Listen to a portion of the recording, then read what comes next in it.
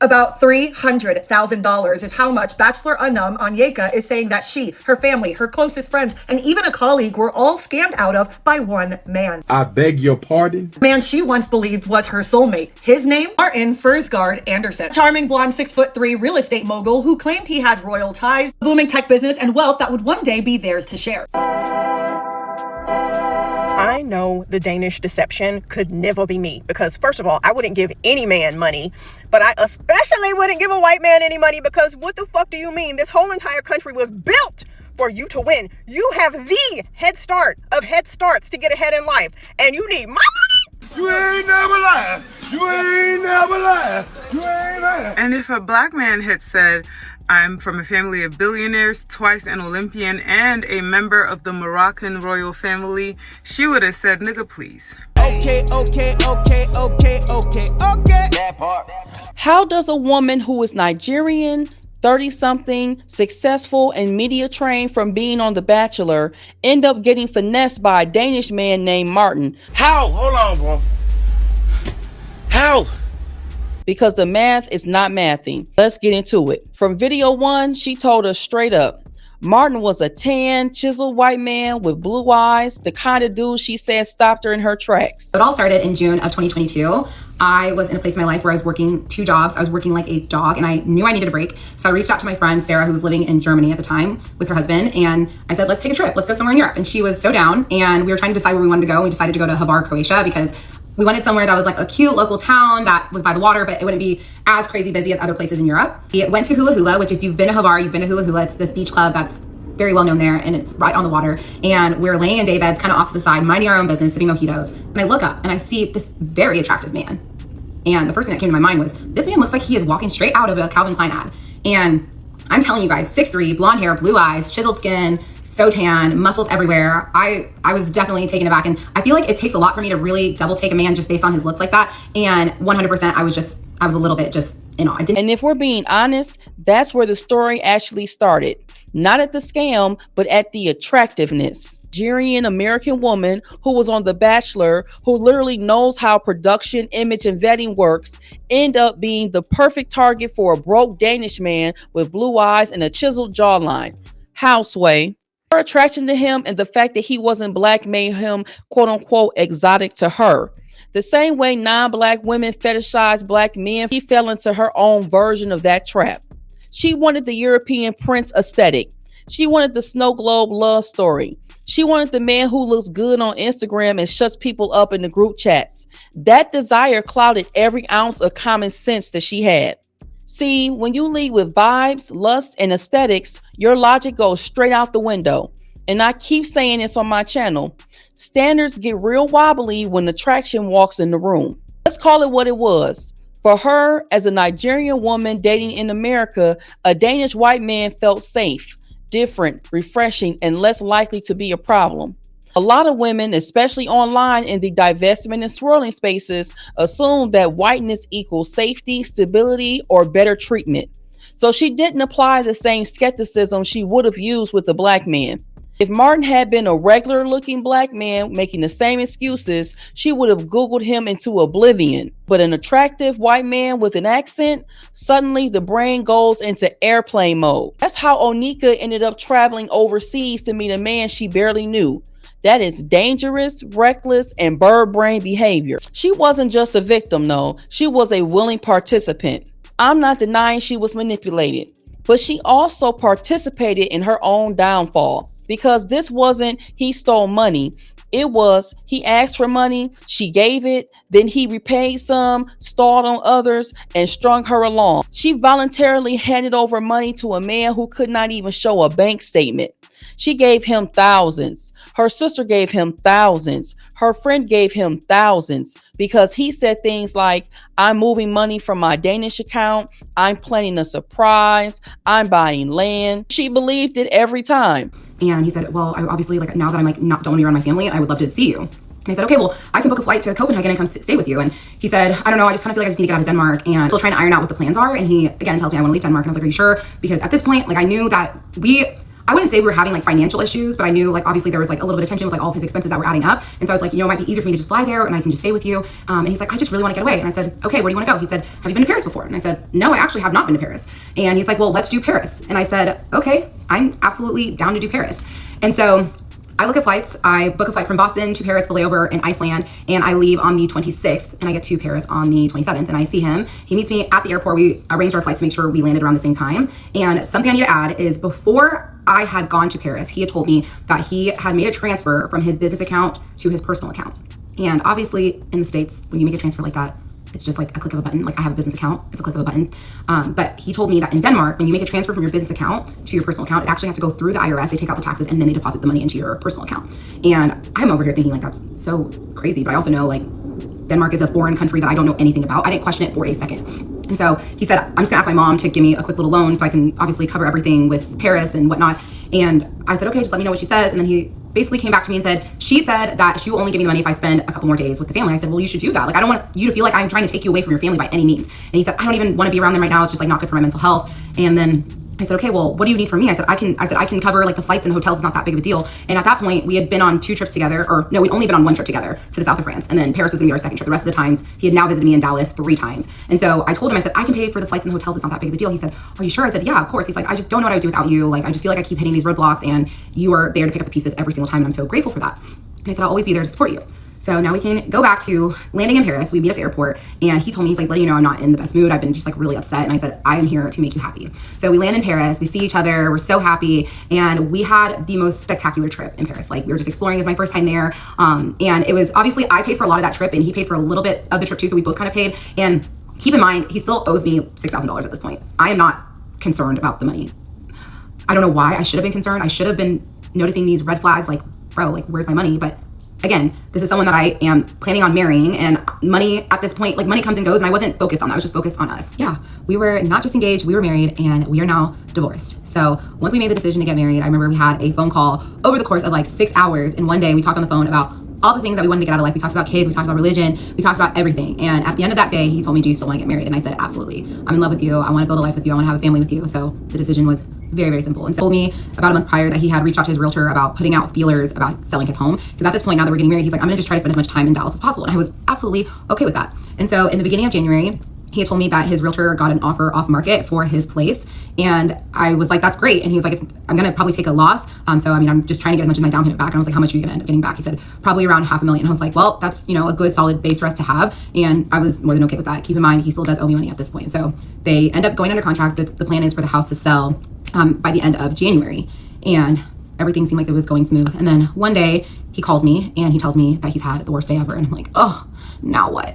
He's frantic. He's like, there's a fire in the control room, the electrical control room at the apartment complex that he bought. And he's just like, I don't know what to do. He's like, there's no power. Like no one has power. He's like, I just paid this guy $2,000 to bring generators to power up the whole entire apartment. I have an electrician coming. And he's like freaking out. And he basically used all of his money he had to put towards like the generators and paying the electrician for as much work as they could do. And I was like, okay, like what now? And he was like, I need help. At this point, he has now asked me for help. He said, can you send me $5,000? And I said, yeah, of course I can help you.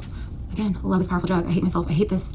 I hate that I was so willing to help him, and it is what it is. But I sent him the $5,000. He told me that his insurance is going to cover it. He's going to be able to pay me back. And also, like, I'm mindful of the fact that his house is supposed to close at the end of the month. And so a week go by and we start talking about plans for the wedding. And so at first we wanted to go to Vegas. And then we looked into it, and Denmark does not recognize wedding marriages that are done in Vegas because you can get the marriage certificate and get married in the same day. We're like, it's fine. We should just save money. Let's just do it in Dallas, and then we can go do a little weekend trip to Broken Bow, Oklahoma, which is like this cute lake town, and that can be our honeymoon. And he was like, okay, that works fine. We can do that. At this point, he has his flight booked to come back to Dallas in the end of January. Now we're in 2023, and he tells me that one of his really close friends that owns a plumbing business, and my ex was actually godfather of this man's son. This is confirmed. And he came to him and said that his partner in his business is like doing some like shady stuff. He's like scared that he's going to get like implicated. He wants my ex to buy out his partner, and he's asking him for a loan of $250,000. And I'm like, wow, that's a lot of money. And this time he asked me, and you know, we're about to get married, so now I feel like I can insert my opinion about the situation. So I asked him, I'm like, is this just a handout or is this going to be a good investment? And he was like, well, I think it's going to be a really good investment. Like he has a bunch of ideas of how to expand the business. And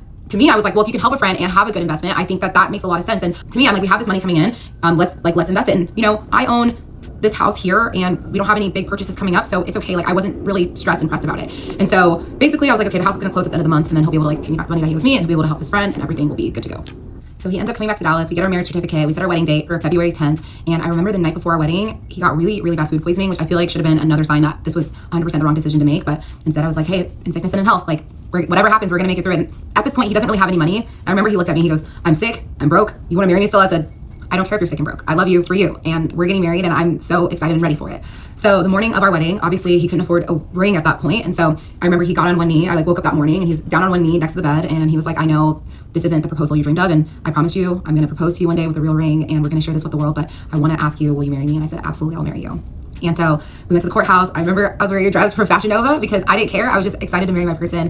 And we got married. And I truly thought this was one of the best days of my life. I was so happy. I was grinning so big. I still have the pictures and the videos from this day. And we went to Broken Bow afterwards. And we just had a great weekend in a little cabin in the woods. And it's just this cute lake town. So it's perfect. And we brought Smokey. I remember we got burgers. I made a lasagna. We just stayed in and hiked. And it was a really, really wonderful honeymoon. At some point, that is not gullibility. That is desire overriding discernment. That is what I mean when I say some women love the feeling more than the facts. At what point does hope stop being cute and start being delusional? Where is that line at? Here's the part that really had me scratching my head, because this woman was on The Bachelor, a show where producers background check you, verify your identity, verify your story, run psychological screenings, and press your whole life through a blender. She's been through literal nationally televised vetting. So how do you survive that, only to run into a random Danish man and not even do a quick Google search? Help me understand. That's what I mean when I say her judgment wasn't just clouded, it was unplugged from the outlet. She later said she felt ashamed. Good, because shame is a sign you realize you bypassed your own boundaries. As most of you are aware of, I made the grave mistake of marrying a professional, international criminal con artist, and I wanted to share with you guys the lessons I have learned. You can imagine lesson number 1, don't be too trusting. Trust should be earned and not given out like free samples. It's okay to give someone the benefit of the doubt, but what you cannot do is give someone blind access to your resources, your life, or your heart without them showing signs of consistency. Number 2, love should never override your instincts. There were so many times where my subconscious was telling me, this is a red flag, you're making the wrong decision, but I allowed my love for this man to override my best judgment, and I will never let that happen again. Number 3, never allow yourself to be isolated from your friends and family. That is something manipulators will do. They do it to their benefit. They're trying to blind you and they're trying to make you easier to manipulate and exploit. Number 4, financial transparency is a non-negotiable. If you share your life with someone and you need to know aspects about their finances and they're getting cagey and they're getting defensive, that is a red flag. Number 5, charm is not character. Oftentimes con artists and manipulators, what they do is they act very confident and charismatic and impressive, but this is not character, it's a performance. You learn someone's true character from consistency, transparency, and how they behave after they receive your trust. And number 6, if someone asks you to pick out whatever you want,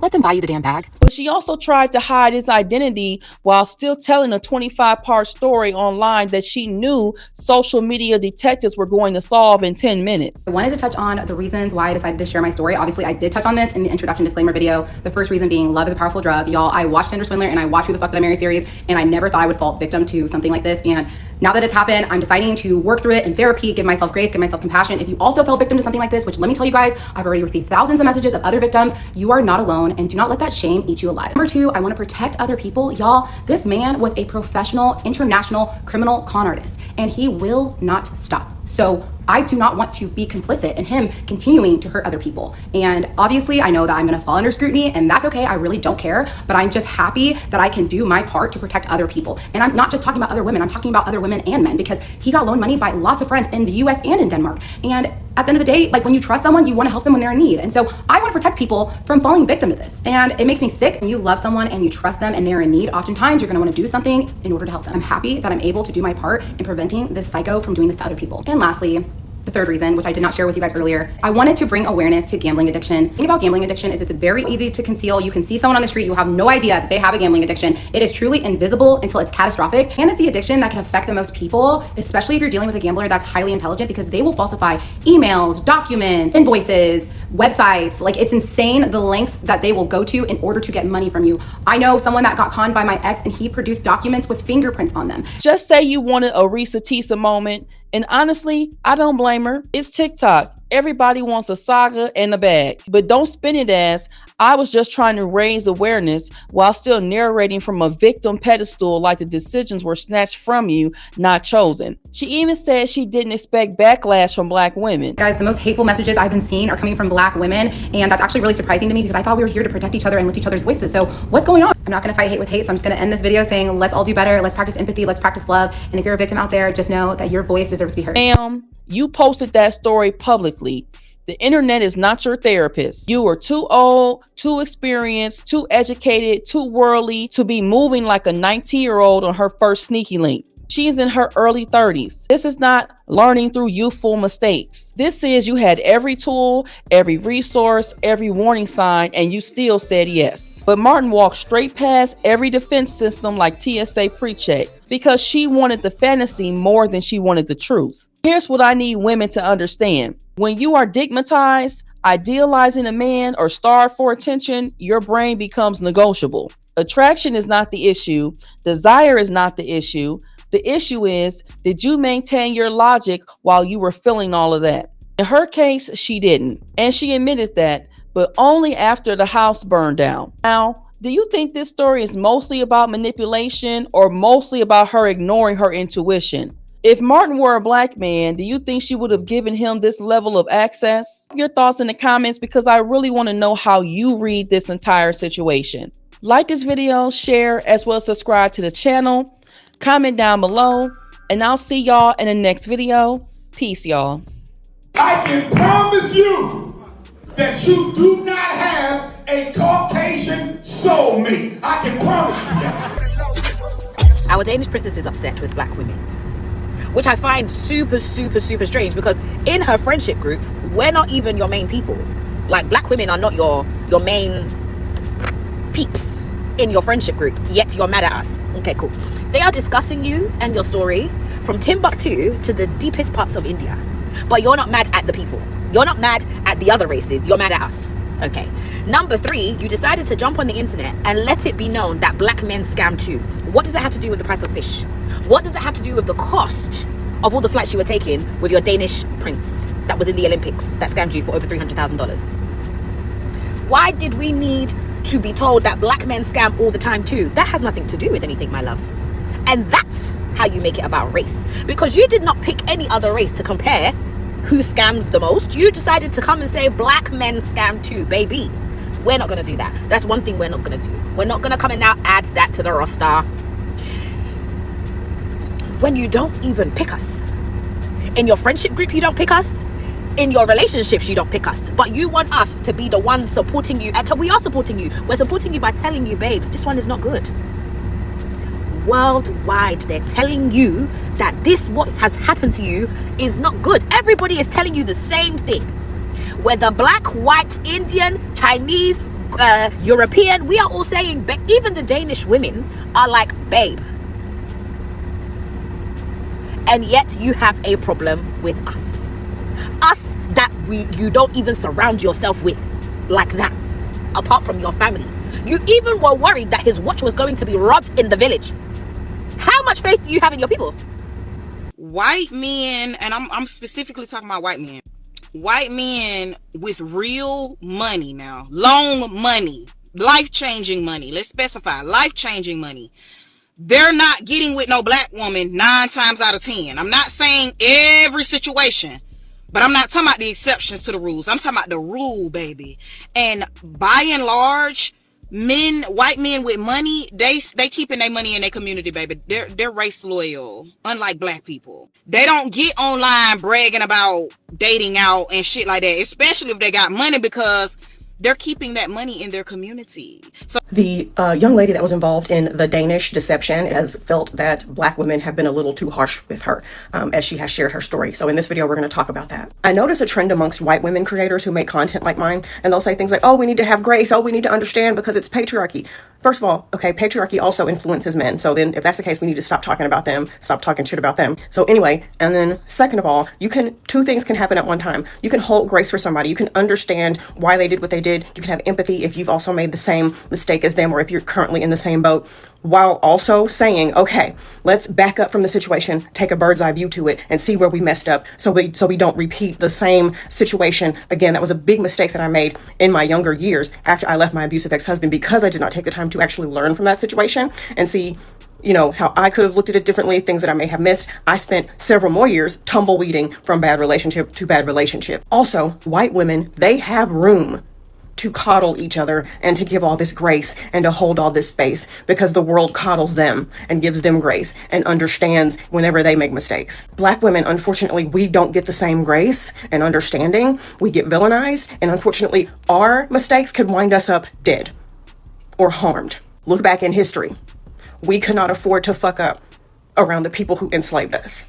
We could not do it because that would cost us our lives. So that's why even historically, Black women are harsher when it comes to holding each other accountable, because we don't have the room to make stupid we don't have the room. You either straighten up and fly right, or it could cost you your life, your money, your health right away. So I'll use my godmom as an example. She loves me. She's never said a mean thing to me. She's never made me feel bad about myself. She never made me feel crazy. She's never judged me. But it got to a point one time where she literally reluctantly said, you need to start making better choices.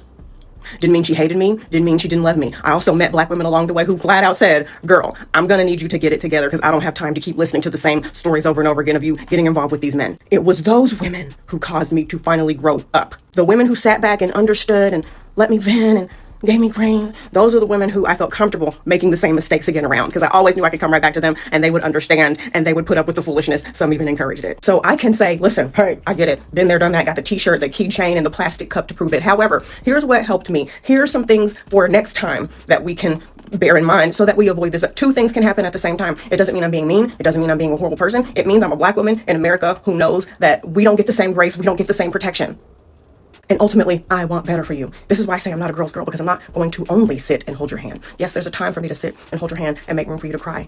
But I would not be a good friend if that's all that happened. There has to be a time when we say, let's see where we overlooked some things. Let's